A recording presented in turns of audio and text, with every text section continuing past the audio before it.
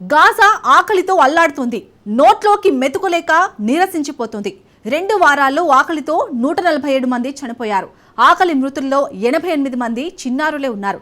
గాజాల పాలిట ఇజ్రాయెల్ బాంబుల కన్నా ఆకలి మరింత ప్రమాదకరంగా మారుతుంది.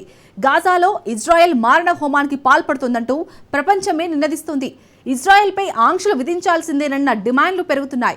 70% ఇజ్రాయేలీలు, 60% మంది అమెరికన్లు యుద్ధాన్ని ఆపాలని కోరుతున్నారు. డొనాల్డ్ ట్రంప్ పార్టీ నాయకుల్లోనూ మార్పు వస్తుంది. గాజాలో ఇజ్రాయెల్ సాగిస్తుంది నరమేధమేనంటూ తేల్చి చెబుతున్నారు.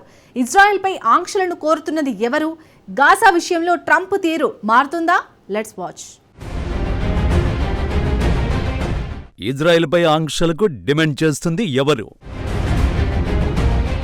పాలస్తీనా ఇజ్రాయెల్ వివాదానికి కారణం ఎవరు? పాలస్తీనా దేశాన్ని గుర్తిస్తే గాజాల ఆకలి తీరుతుందా? గాజాలో ఆకలి కేకలు, ఆర్తనాదాలు కొనసాగుతున్నాయి. ఒకవేళ గాజాలను ఇజ్రాయెల్ బాంబులు చంపకపోయినా ఆకలి మాత్రం వదిలిపెట్టదు. ఆకలి కబళించకపోయినా వ్యాధులు చంపడం మాత్రం ఖాయం. గాజా సంక్షోభం ఇప్పుడు ఆధునిక కాలంలో తీవ్రమైన మానవ సంక్షోభంగా మారుతోంది. ఇప్పటికే ఇజ్రాయెల్ యుద్ధంపై ప్రపంచం క్రమంగా గొంతెత్తుతోంది. ఇప్పుడు ఇజ్రాయేలీల స్వరం కూడా మారుతోంది. ఇప్పుడు సొంత ప్రభుత్వాన్ని ఇజ్రాయెల్ ప్రజలు నిలదీస్తున్నారు. తమ దేశంపై ఆంక్షలు విధించాలంటూ 31 మంది ఇజ్రాయేలీ సెలబ్రిటీలు తాజాగా లేఖలు రాశారు. ఇజ్రాయేలీలు ఇజ్రాయెల్ పైన ఆంక్షలు విధించాలని డిమాండ్ చేస్తున్నారు. ఎవరా సెలబ్రిటీలు? ఇజ్రాయెల్ ఆస్కార్ అవార్డు పొందిన director, former attorney general, Israel parliament మాజీ స్పీకర్, ఇజ్రాయెల్ పద్మ అవార్డు గ్రహీతలు సొంత దేశంపై ఆంక్షలు విధించాలని కోరుతున్నారు. వాళ్ళొక్కరే కాదు, ఇజ్రాయెల్కి చెందిన 2 మానవ హక్కుల గ్రూపులు తాజాగా నివేదికలు విడుదల చేశాయి. ఈ 2 నివేదికలను గాజాలో ఇజ్రాయెల్ నరమేధానికి పాల్పడుతున్నట్టు వెల్లడించాయి. యుద్ధ నేరాలను వెంటనే ఆపాలంటూ మానవ హక్కుల గ్రూపు ప్రతినిధి డాక్టర్ దాఫనా షోచాట్ డిమాండ్ చేశారు. ఈ నేరాలకు ఇజ్రాయెలీ ప్రభుత్వాన్ని బాధ్యులుగా మార్చాలని పిలుపునిచ్చారు. అయితే గాజాలో ఆకలి కేకలపై ఇజ్రాయెల్ ప్రజలు ఏమనుకుంటున్నారు? జూలై మధ్యలో వచ్చిన ఓ సర్వేను చూడాల్సిందే.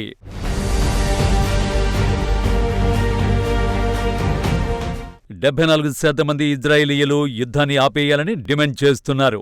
నిజానికి ఇజ్రాయేలీయులకు భిన్నమైన కారణాలు ఉన్నాయి. గాజాలో ఓ జాతిని సమూలంగా ఇజ్రాయెల్ నాశనం చేస్తోందని అందరూ భావించడం లేదు. వారిలో చాలా మంది బందీలను వెనక్కి తీసుకురావాలని మాత్రమే డిమాండ్ చేస్తున్నారు. ఉద్దేశం ఏదైనా, అభిప్రాయం మాత్రం స్పష్టంగా ఉంది. యుద్ధాన్ని ఆపేయాలని ఇజ్రాయేలీయులు కోరుకున్నారు. ఇప్పుడు ఈ సెంటిమెంట్ అమెరికాలో ఎలా ఉందో చూద్దాం.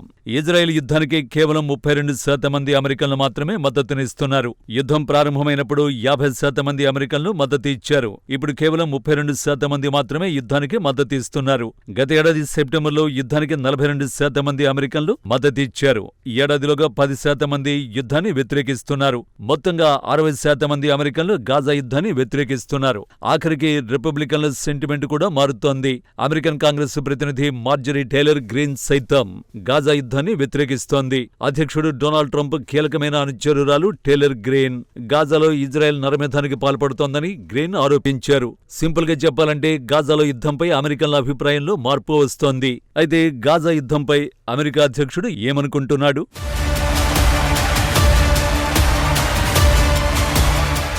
గాజాలో పరిస్థితిపై ట్రంప్ ఇప్పుడు మాట్లాడుతున్నాడు. గాజాలో పరిణామాలు చాలా కఠినంగా, దారుణంగా ఉన్నాయని ట్రంప్ చెప్పాడు. అక్కడి చిన్నారుల పరిస్థితి భయంకరంగా మారిందన్నాడు. ఆకలితో చిన్నారులు అలమటిస్తున్నట్టు ట్రంప్ ఆందోళన వ్యక్తం చేశాడు. ట్రంప్ నుంచి ఇలాంటి మాటలు రావడం అరుదనే చెప్పాలి. ఈ వ్యాఖ్యలతో పాటు ట్రంప్ విధానంలో కూడా మార్పు వస్తుందా? అందుకు సంబంధించిన సంకేతాలు ఇప్పటికైతే రాలేదు. కానీ ట్రంప్కు కీలకమైన మిత్రదేశం యునైటెడ్ కింగ్డమ్, యూకే మాత్రం పాలస్తీనాను గుర్తించాలని డిసైడ్ అయింది. నిజానికి అందుకు ట్రంప్కు యూకే నిర్ణయం సహించకపోవచ్చు. ఎందుకంటే పాలస్తీనాను గుర్తించడం అంటే హమాస్కు ఆయుధం ఇచ్చినట్లేనని ట్రంప్ భావిస్తున్నాడు. ఇజ్రాయెల్ కూడా అదే వాదన చేస్తోంది. తాజాగా యూకే ప్రధాని కేర్ స్టామర్ పై ఇజ్రాయెల్ ప్రధాని నెతన్యాహు ఆగ్రహం వ్యక్తం చేశారు. హమాస్కు బ్రిటన్ ప్రధాని ఆయుష్ పోస్తున్నట్టు విమర్శించాడు. కానీ ఇజ్రాయెల్ ప్రధాని విమర్శల్ని లండన్ పట్టించుకోవడం లేదు. 2 దేశాల పరిష్కారాన్ని నెతన్యాహు ప్రభుత్వం వ్యతిరేకించడమే తప్పంటూ బ్రిటన్ విదేశాంగ మంత్రి డేవిడ్ లామీ విమర్శించాడు. నైతికంగా, వ్యూహాత్మకంగా కూడా 2 దేశాల విధానాన్ని వ్యతిరేకించడం తప్పన్నాడు. ఇజ్రాయెల్ ప్రజల ప్రయోజనాలకు ముప్పు తప్పదని హెచ్చరించాడు. ప్రాంతీయంగా శాంతి నెలకొనాలి అంటే 2 దేశాల పరిష్కారమే సరైనదని డేవిడ్ లామీ చెప్పుకొచ్చారు.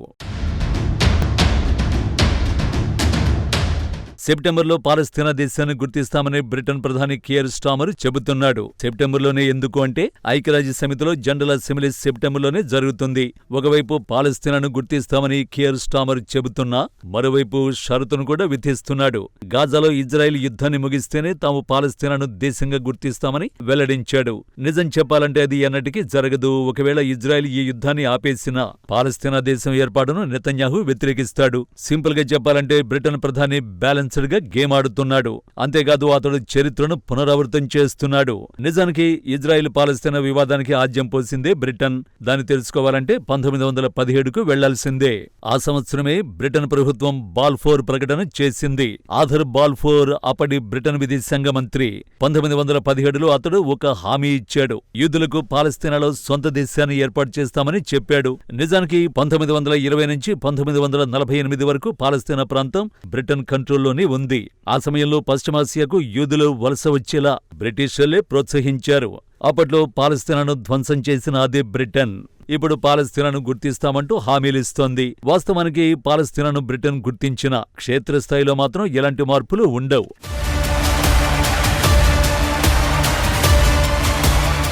కానీ పాలస్తీనా సంకేతాలు మాత్రం కీలకమైన మార్పని చెప్పాలి. అయితే ఈ సంకేతాలు మాత్రం ఆకలి తీర్చడం లేదు. తాజాగా 8 సరుకులతో కూడిన 109 ట్రక్కులు గాజాలోకి ప్రవేశించాయి. 600 ట్రక్కుల్లో కేవలం 106 ట్రక్కులకు మాత్రమే ఇజ్రాయెల్ అనుమతినిచ్చింది. కేవలం ఇజ్రాయెల్ ఎంపిక చేసిన రూట్లలో మాత్రమే ఈ ట్రక్కులు వెళ్తున్నాయి. వాటిలో కొన్ని పంపిణీ కేంద్రాలకు చేరుకోలేకపోతున్నాయి. అలాగే ట్రక్కులో ఆహార దోపిడీ తీవ్రమైన సమస్యగా మారింది. గాజాలో ముఠాలు పేట్రేగిపోతున్నాయి. సాయం సామగ్రిని దొంగిలిస్తున్నాయి. దీంతో ఆకలితో అల్లాడుతున్న అసలైన గాజాలకు ఆహారం అందడం లేదు. ఆకలి కేకలతో ఇటీవల మొత్తం 147 మంది చనిపోయినట్టు నివేదికలు వెల్లడిస్తున్నాయి. ఆకలి మృతుల్లో 88 మంది చిన్నారులు ఉన్నట్టు తెలుస్తోంది. ట్రక్కులతో పాటు నింగి నుంచి ఆహార పొట్లాలను వదిలేశారు. కానీ ప్రయోగం అనుకున్నంత సక్సెస్ కాలేదు. కొన్ని ప్రజలపై పడిపోగా మరికొన్ని టెంట్లపైన సముద్రంలోనే పడిపోతున్నాయి. దీంతో పెద్ద ఎత్తున కేకలు వినిపిస్తున్నాయి. ఆహారం కోసం ప్రాణాలకు తెగించి సముద్రంలోకి గాజాలు దూకుతున్నారు. నిజానికి గాజాలో పరిస్థితుల్ని మార్చే అవకాశం ఉంది. కానీ అందుకు ఇజ్రాయెల్ అంగీకరించడం లేదు. గాజా సమస్యకు 2 దేశాల పరిష్కారం సంక్లిష్టమైనది. యుద్ధ సమయంలో ఇలాంటి పరిష్కారం సరైంది కాదు. మొదట గాజాలో పరిస్థితులు చక్కదిద్దాలి. ఆ తర్వాతే 2 దేశాల అంశంపై దృష్టి పెట్టాలి.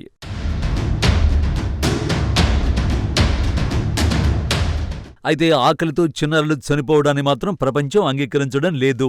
2 దేశాల సంగతి దేవుడెరుగు. ముందు చిన్నారుల ప్రాణాలను కాపాడవలసిన అవసరం ఉంది. ఇప్పుడు గాజాలో అతి పెద్ద సమస్య ఇదే.